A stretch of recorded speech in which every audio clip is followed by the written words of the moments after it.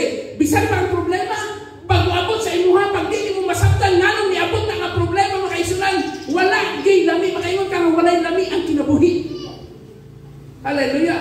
Pero pag nasabtan mo makaisunan, nga nung niabot ang problema sa imuha ang kinabuhi, makaingon ka, wow, life is full of spices.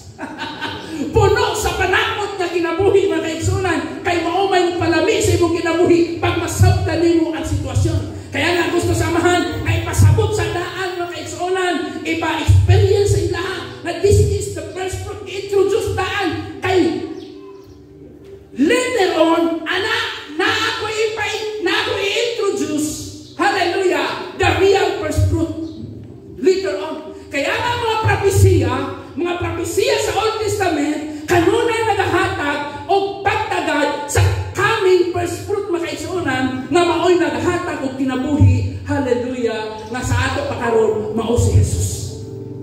Hello, nagpababo diha? Kung sa ebidensya, Corinthians 15:20, nag-ingon siya mga kaigsuonan. Ingon siya, but now, Christ, kanay humanas Kristo ha? Exodus, layo kayo. Exodus to kagani. Layo pang nahitabo.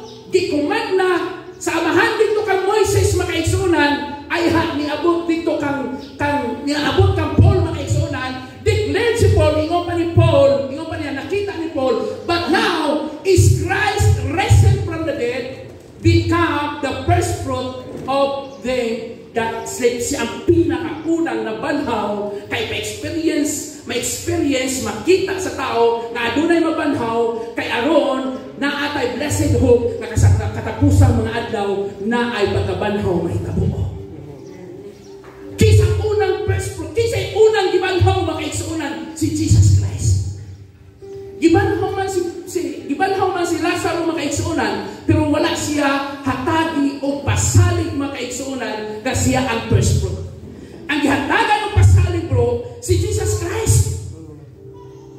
That's why wala pa niabot ang tinuod na first fruit, gi-introduce na daan sa Old Testament na there is a first fruit, but now is the Christ risen from nakataman sa namatay si Kristo apan hangtod sa iyang pagkabanhaw o nahantod karong Domingo, nag-celebrate ta, nag-alokso ta makaigsuonan, hallelujah, as a part of first fruit ni Jesus Christ makaigsuonan, tungod kay ano man nga lahatag ka nato kagawasan sa iyang pagkabanhaw makaigsuonan. O sa man karon ang nagahatag kanimo gapos diha, nagahatag kanimo kalibog diha, nagahatag kanimo mga kaigsuonan, praise God, hallelujah, nagahatag kanimo nga nagastaknan kas imong kinabuhi, pinaagi sa pagkabanhaw, unang nabanhaw si Kristo mga kaigsuonan, hallelujah, nagahatagan ka sa Dios o kagawasan igsuonan.